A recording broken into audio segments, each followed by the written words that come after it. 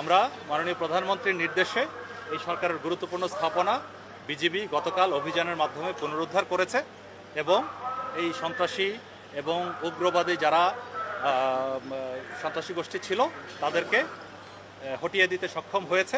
তো বর্তমানে আপনারা দেখতে পাচ্ছেন তারপরও আশেপাশে কিছু দূরত্বে তারা ক্রমাগত ঢিল ছুটছে, দল বাঁধছে, পুনরায় আবার এই বিটিভি ভবন আক্রমণ করার চেষ্টা করছে।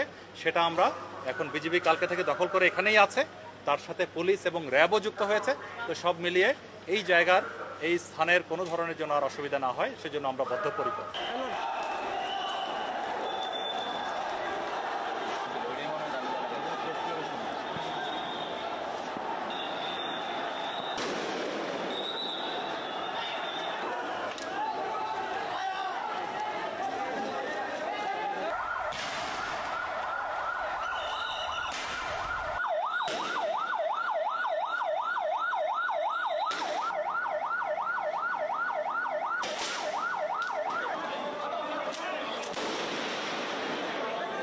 আমরা কেন নামছি?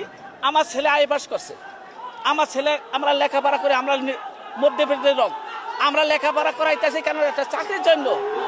এই জন্য আমরা নামছি যে সরকার আমাদের পোলাপান যদি মেধা হয়ে থাকে চাকরি পাবে। আমার পোলাপান মেধা হলে চাকরি পাবে। এখন যাকে পোলাপান মেধা নাই, মুক্তিযুদ্ধ তাহলে তাকে চাকরি পেতে হয়েছে।